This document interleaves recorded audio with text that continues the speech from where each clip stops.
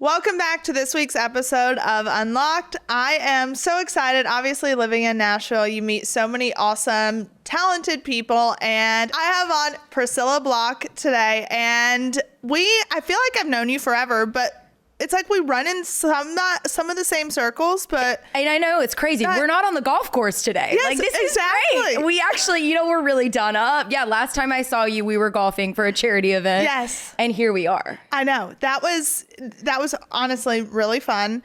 Then we got rained out. You remember it started downpouring? Yes. I was just like, and I don't know, white. I had on all white. And can I also say, like, she looks amazing on the golf course and she looks amazing now. Like, two different people, okay? I love you. Hey, you looked great. Thank you. That's really sweet. Okay, so obviously the golf course, but I feel like, how long have you lived in Nashville? I have lived in Nashville for 11 years. That is, okay, when did you move? I think I'm on that same I track. moved in 2014. Okay, no, I was 2016, I think. Okay. Well, so you've been here for a little while. Yeah. And I'm just shocked that we haven't run into each other sooner. No, I know. Because I really feel like we would maybe be some trouble if we hit the town one night. It kind of needs to happen. Oh, it needs to happen. Yeah. It's going to happen. I just can't believe it hasn't happened sooner, but we'll figure it out. Because we run in some of the same circles, which is crazy. But that's also Nashville. Like, big city, small town. It's insane. Everyone knows everybody. Everyone knows everyone, which I love and hate a lot of times. It's like such an incestual town too, and like, oh my gosh, it's a crazy town. So you moved to Nashville, and did you move here knowing like music was what you were gonna do? Yeah, I mean, I knew that I wanted to do this since I wrote my first song at 15. I started writing, and then I moved to Nashville. I was 17 years old, and I moved out here literally with like $50 to my name. Stop. And where are you from? I'm from North Carolina. Okay, North Carolina. Moved here. Mm-hmm. So you came here. Did you have any like music affiliations, or you just came here with a dream and was like, I'm gonna make it? I just came here with a dream. I mean, seriously, like, it's wild. Like, looking back, I mean, I moved to Nashville just this fearless young girl that I had this dream. I knew I was meant to do it. I graduated high school early. I came out here. I didn't know anyone when I moved to Nashville. And my parents dropped me off. I had some Craigslist roommates. You are lying. Dropped me off at this house, and it was that. I didn't know where to go, where to start, but I was going to figure it out. So, okay, wait. Craigslist roommates. Oh, yeah, girl. And how was that experience? Well, I did get robbed my first weekend, but hey. Stop. It's okay. Yes, I remember I called my parents and I was like, it was my first weekend in Nashville. I'm like, hey, my house got broken into tonight. And my dad's like, I knew that place was a dump. And then my mom's like, Brett, be quiet. It's all she can afford. Stop. But yeah, it's been a journey. I've definitely... I've lived in some crazy places, but it's what makes me me, and it makes all of this just like so much sweeter. Yeah. You know? That is insane. Craigslist roommates. Craigslist roommates. Have you not seen like the Craigslist Killer or? Oh yeah. Yeah. No. Like yeah. There was some sketchy times, but are you still friends with them? No.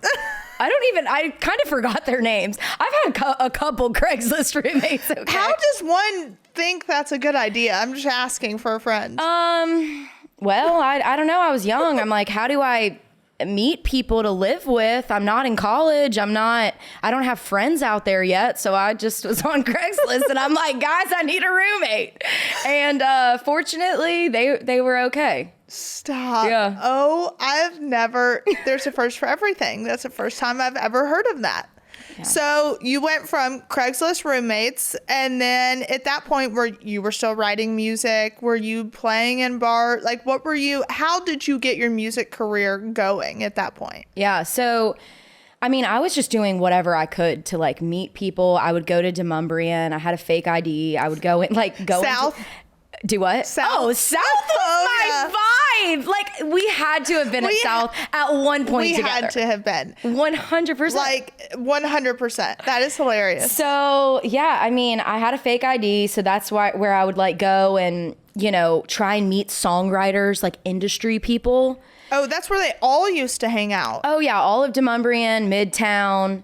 And I was just like, okay, like I knew coming to Nashville was going to be hard. So it wasn't like I was in some fairy tale world of being like, I'm just going to like blow up overnight. And like, I knew it was going to be hard. And so I would go to writers rounds. I would write down notes about like songs that I heard and like remember like when they're going to play next. And I would come back and I'd be like, I saw you last week. And like, I heard this song, whatever. I'm like, I'm Priscilla. I'm a new songwriter. And I was just like putting myself out there and working any odd end job I could to pay my bills. And I started playing around town, building my band. My roommate, Sarah Jones, our brothers were friends in high school, and her brother was like, hey, my sister's moving to Nashville and she's going to be writing songs. Like, and I was like, does she need a roommate? Does she need a roommate? Don't do what I did. And so we lived together and we just started writing songs like in an empty apartment. And, so I slowly started building my band. She's still in my band. Wow. That's awesome. Yeah. But it was really just like step by step. And then 2020 was when everything changed for me, during the pandemic. So what was the big moment that you were like, oh my gosh, I'm like not on the struggle bus anymore? Sometimes I feel like we're still on the struggle bus. It just depends on the day. It is. It's like you could have a number one today and then tomorrow it's like someone else takes out. It's like you just don't. It's a highs and lows. But the moment that I realized like, whoa, this is happening. Back in 2020, so I had just got evicted out of my apartment. Stop. Also, too, you're fully independent. No. Correct? I am No? signed. I'm signed at MCA. Okay. At this current time, I was independent. Yes. And anyway, I had just gotten evicted out of my apartment, and 1 month later, I move into this little shack in Nashville, and TikTok was this brand new app. I literally thought it was a dancing app. Like I'm impersonating the Kardashians. Like no one knew really what it was. And I started putting my music on there. And I was getting like a big response. And this was the time all the bars were shut down. I wasn't able to play in the bars. Mm-hmm.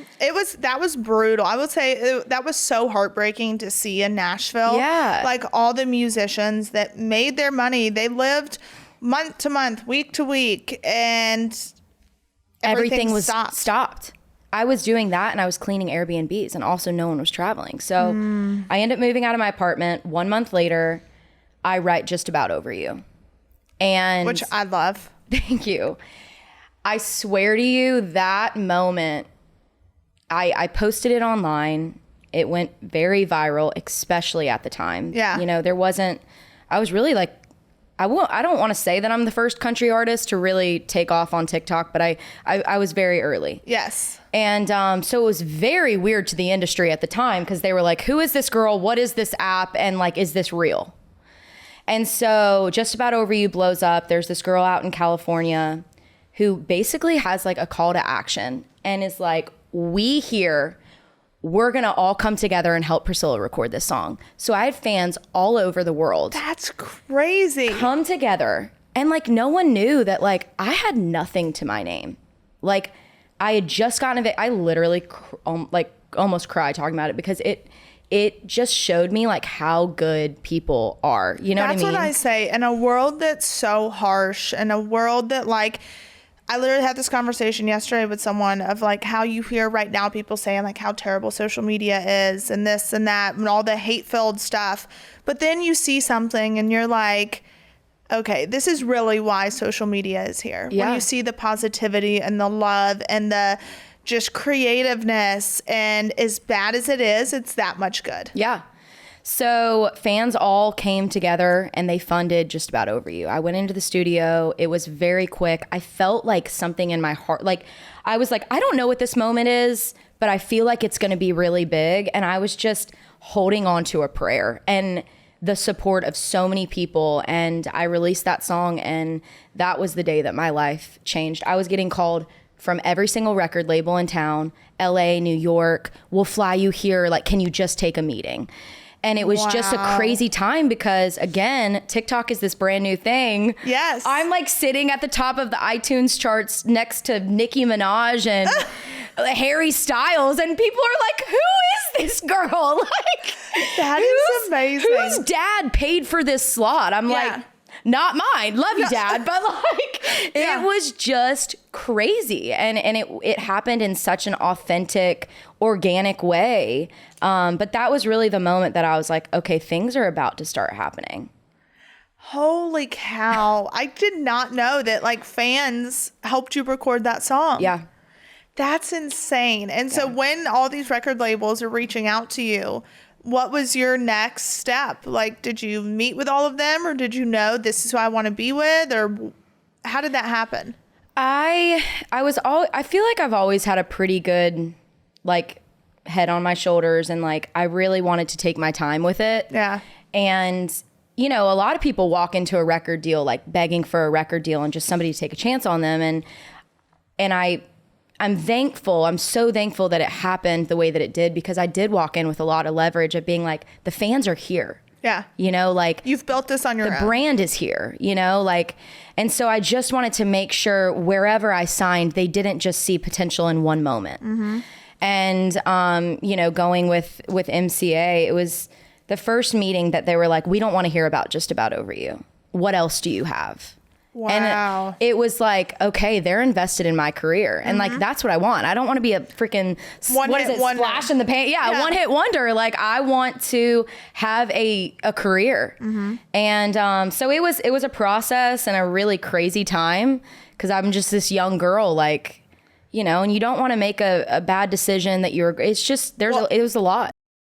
This episode of Unlocked is brought to you by Progressive Insurance. You chose to hit play on this podcast today. Smart choice. Progressive loves to help people make smart choices. That's why they offer a tool called Auto Quote Explorer that allows you to compare your Progressive car insurance quote with rates from other companies. So you save time on the research and can enjoy savings when you choose the best rate for you. Give it a try after this episode at progressive.com. Progressive Casualty Insurance Company and Affiliates. Not available in all states or situations. Prices vary based on how you buy.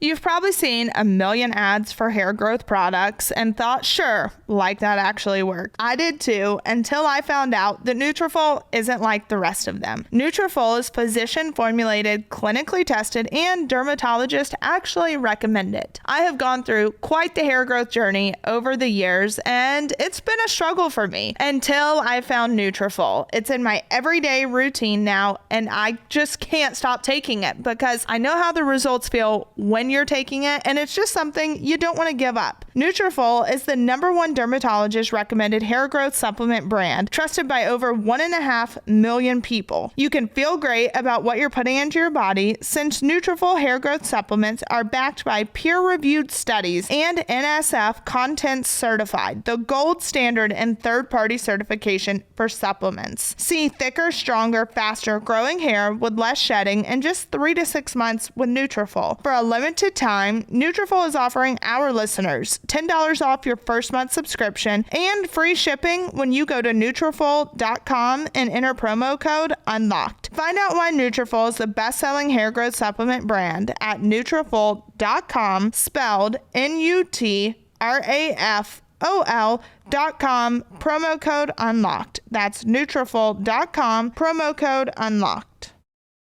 There's a lot of snakes in the grass in the music industry. I mean, in life in general, I think in any industry, but I feel like I've just seen it with so many friends of like, it's a tough industry to be in. Yeah.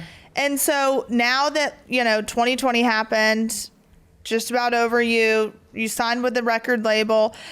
I know, I felt like from the outside looking in, because obviously like I didn't know you, and looking at your social media and like how you viewed yourself and how you perceived yourself and the hateful comments that would come to people. You've talked about this before, and you have a song that kind of nods at it that talks about like, wait, and I would see comments and I'm just like, really? Like, what? How can people say stuff like that? Yeah. Can you talk about that journey? It's interesting. There was a time in my life before I wrote Just About Over You, I I started getting insecure and feeling like I didn't fit into this box of like maybe what country music wanted. And that, I think insecurity, that's just being human. Yeah.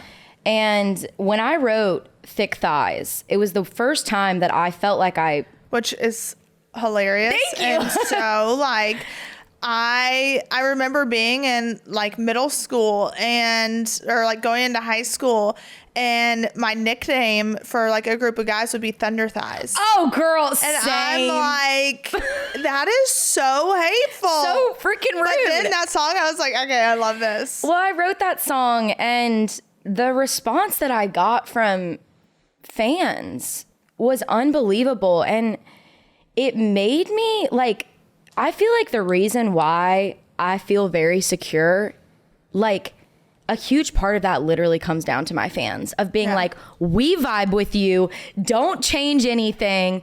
And so it's like, sometimes I do read those comments, or I was reading those comments, and like, obviously I'm human. You're human. You know, it sucks reading some of that, but like the like overwhelming amount of like support and people like raising their hands for me, I was just like, okay, like let them talk. Like, yeah, you know exactly, what I mean? Like, you have that many people Thick Thighs defending. save lives, baby. And I think it was different, you know, especially in country. Like I hadn't heard a song like that. Yeah. And it's inspired me to stay like, I feel like we're very similar. Oh, yeah. On being like, we're very bold. We kind of say how we feel all the time. And people can love it or hate it. Yeah. And I think that after really writing that song and as my career has taken off, it's really important for me to just like stay real with where I'm at. Well, didn't you write, isn't there like a newer song though, to where you talk about, is it like a relationship you were in? And like, you say there's like a lyric about someone like calling you fat or something. Oh, peaked in high school. Peaked in high school. Freshman year, you called me fat at the pool. No, but isn't there another one? Isn't there a new one on your like that you've played on your social media? Oh, yes. It's Couldn't Care Less. Yes. It's Couldn't Care Less. Yes. I think I say fat a couple times in my songs. I'm actually really proud of it. You know, I'm like, which you're not. No. Yes, Couldn't Care Less is a song that I just released, which it's on my album. I love it. Which has now come out. Yes. So by the time people listen to this, the album is out. And what's the title of the album? The album is called Things You Didn't See. Okay. And there is a line in Couldn't Care Less that says, I posted a picture and it got a bunch of likes.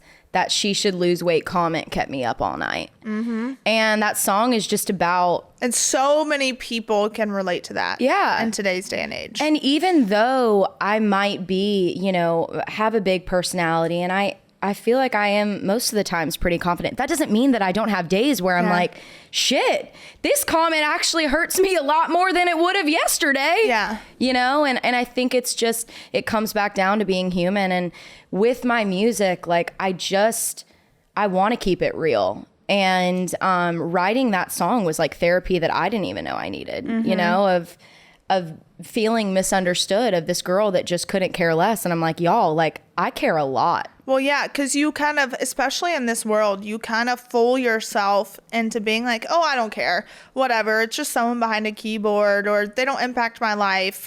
But if you're having a hard day and you're feeling insecure and then you see those comments, you're like, okay, that actually does sting. Yeah. Like you try to act like you don't care, but in reality you do, and it's okay to care. Yeah.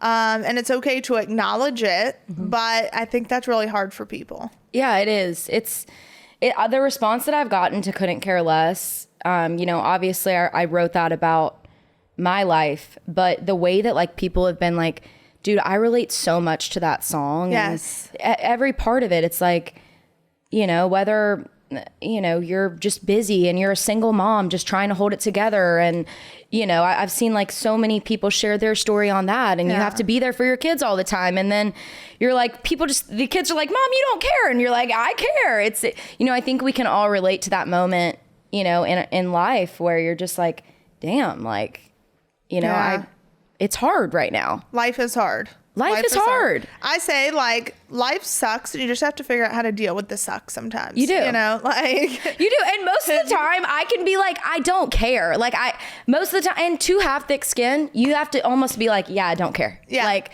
I'm not reading your comments. I don't care. Exactly. But some days it's a little harder.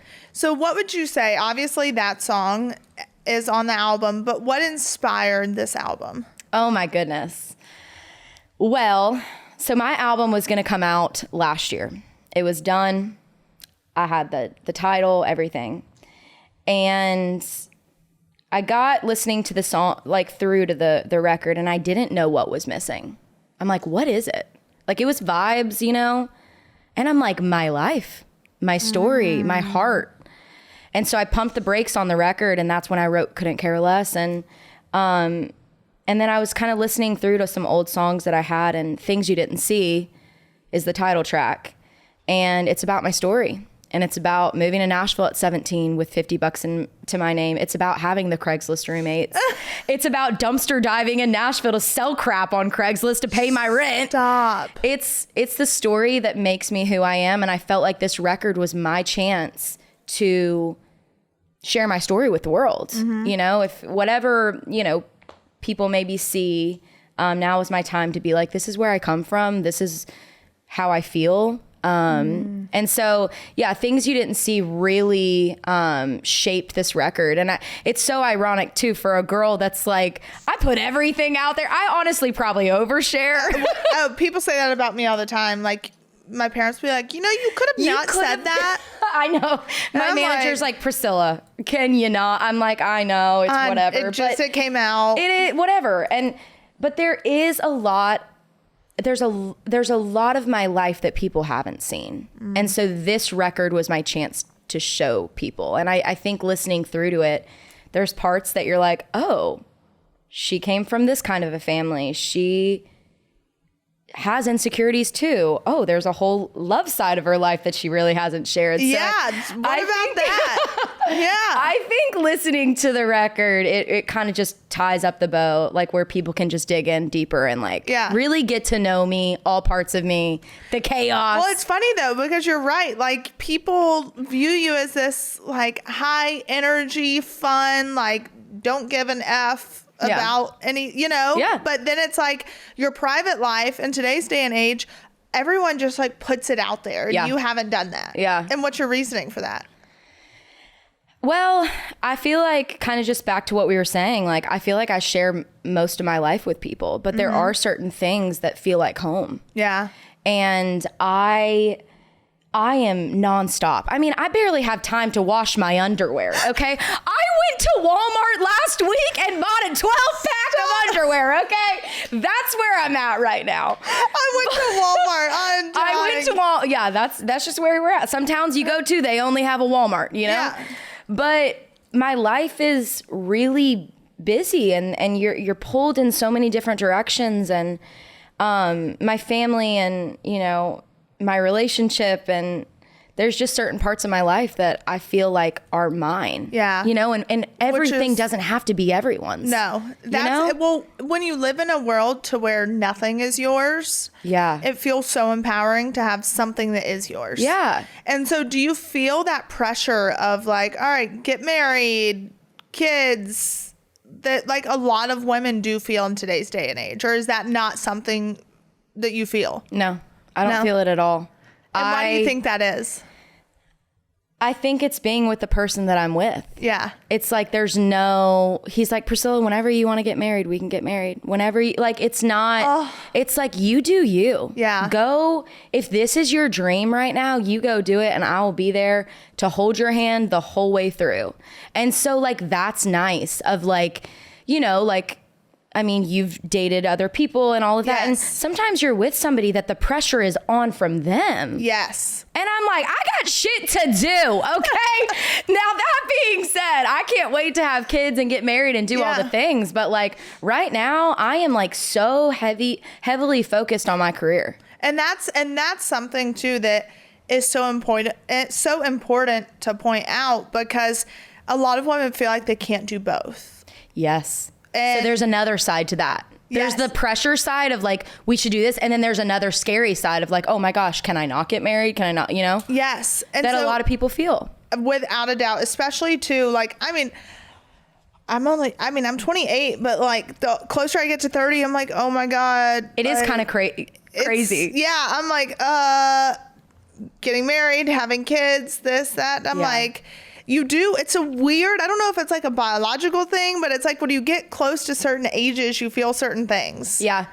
And I don't know if you're the same way, but like when I was younger, like I was the girl scrapbooking my wedding. Oh, and yes. Like I had everything. Like I was like, okay, I think I'm going to be married by 23 and I'm going to have a kid by then. I like all of it. Yeah, and now I look back and I laugh and I'm like, oh my God, if I would have had a kid at 22, 23 years old, oh my gosh. Yeah. Miserable. So yes, I think sometimes like as I'm like getting older, I'm like, oh damn, like I thought I would have been married, had kids by now, but think we're gonna wait on that one. Especially too, because you're, like you said, your career has just taken off. Yeah. And so do you have a tour coming up? Are you going on the road with anyone? Yes. So my tour, Things You Didn't See, has started, and we just announced a bunch of other dates. I'm really excited. I'm headlining the Ryman in Nashville. Stop. When? In March. That's so amazing. y'all are gonna have to come. Congratulations. Oh, I'll be there. I am so excited. So we're doing the Ryman. I'm doing Billy Bob's in Texas, which I love. Yeah. This tour, it's exciting. I mean, this record, I really challenged myself to like sonically, creatively, visually, like all the things for it to be different and feel like I'm giving the fans something new. And this tour has been like so fun creating, and just really it ties into the things people haven't seen, and it's a full new show, and it's been really, really awesome. So I'm so excited for it to continue. We're going to Europe. Stop. Oh, I did see that. You posted that the other day, I think. Yes. That is so exciting. So we're going to do a tour out there. Yeah, I'm just like, I'm grinding, baby. Have you been yet? Yes. To Europe? Yes. Oh my gosh. Like, I love it. It's amazing. So fun. So right now, I'm just like, we're running hard. We're trying to take over the world, okay? Good for you. In Jesus' name, amen. I also love that, like, your whole team that's here is all female. Oh, I know. I have the girl squad. So is there a reason you felt like that needed to happen, or did it just fall into place that way? It kind of just fell into place. I mean, my best friend, Kara, when my life really started changing, I really needed a friend, like through it all. And I was like, I'm getting pulled like everywhere. And and she was like, Priscilla, I'm going to come to Nashville. What can I help you with?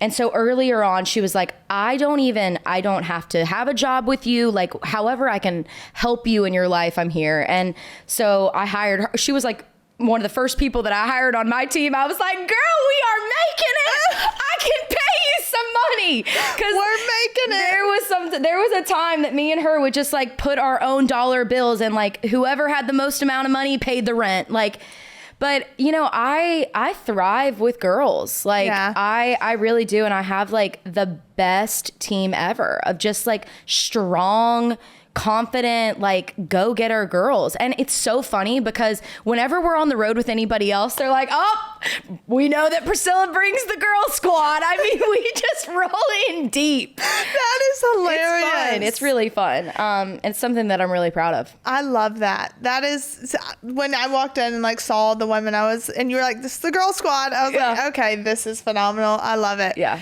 So who in country music would you say is like your dream tour?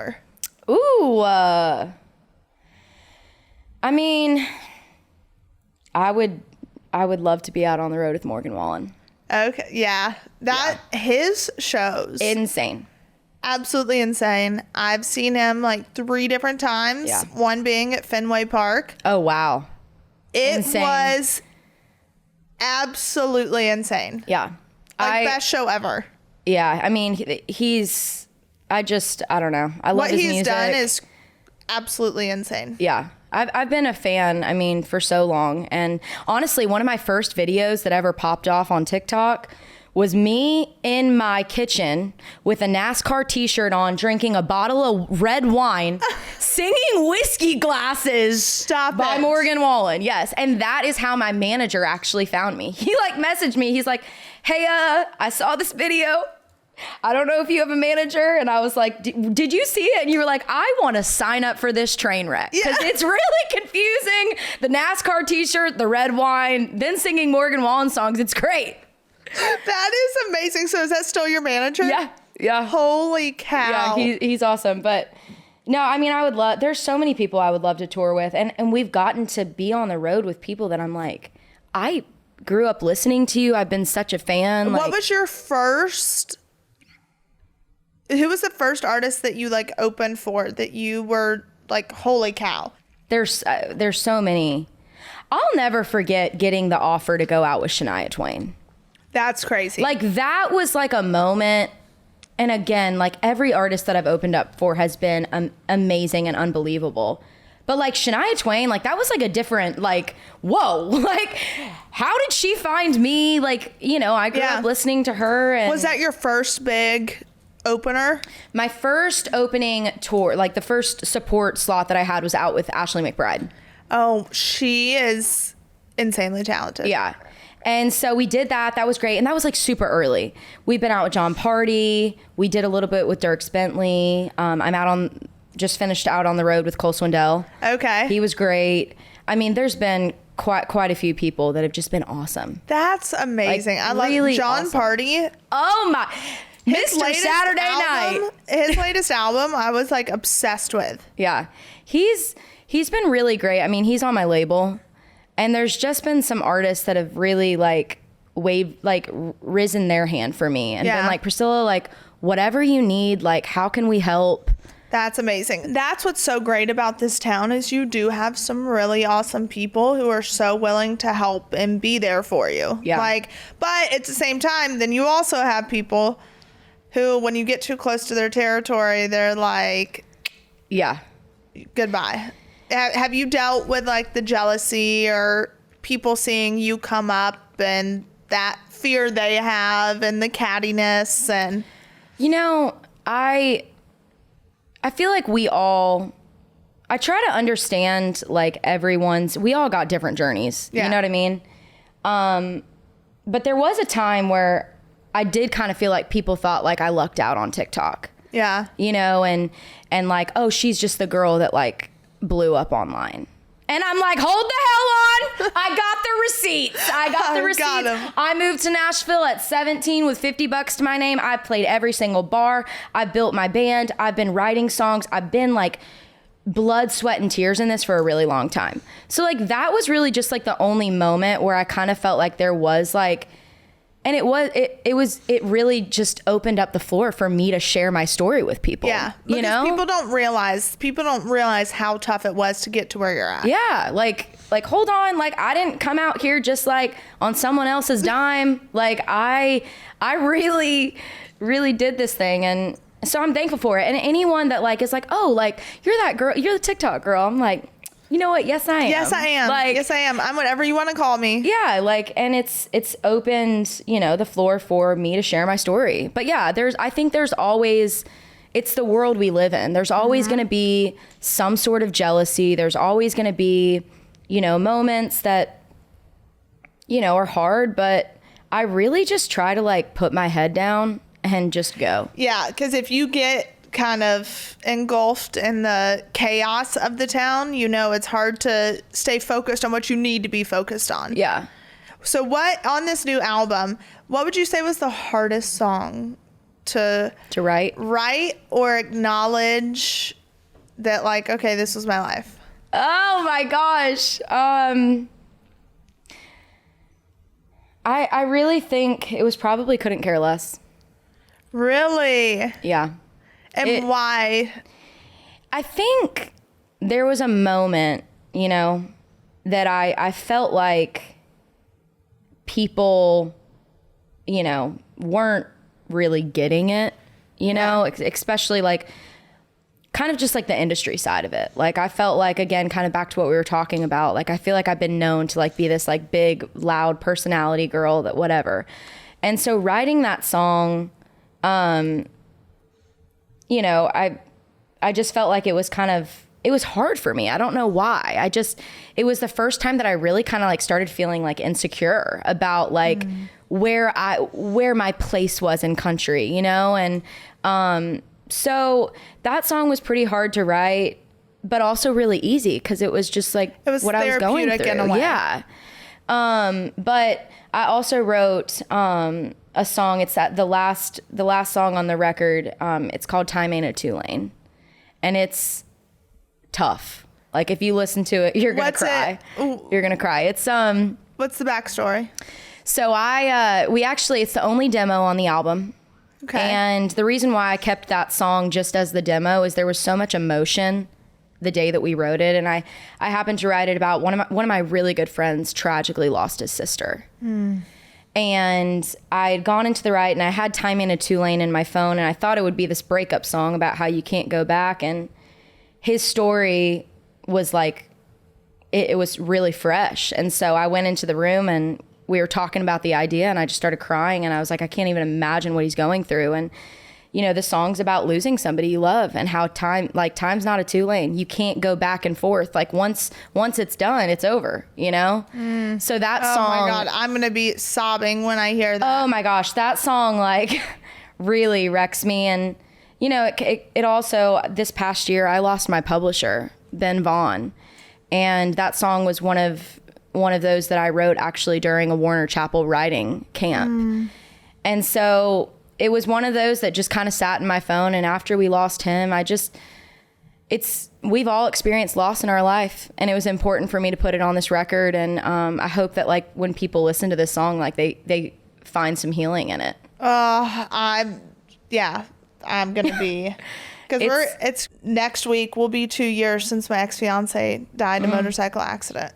So I'm like, when I hear this song, I know I'm gonna be just like a nervous wreck. I'm just gonna be sobbing.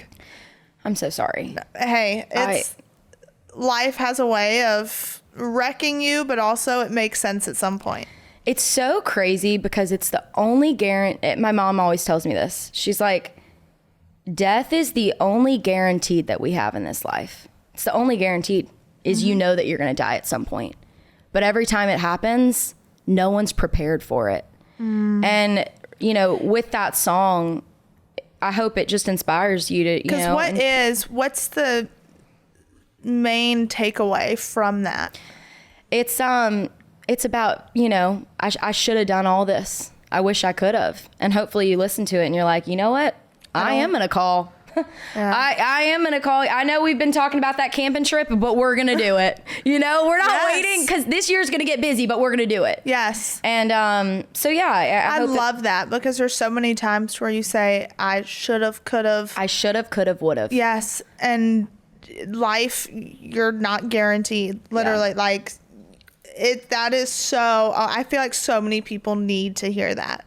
I'm like also, you know, I've just been on like a whole like mind, body, soul journey. And I feel like lately, anytime like I think of somebody, like I might not have time for like a full phone call or whatever, but I just try to send a text. Yeah. You know, like I'm at a point where I don't want any regrets anymore, you know? Well, I say even just like at the coffee shop, saying hello to someone or how's your day? That could be the nicest thing they've heard all week.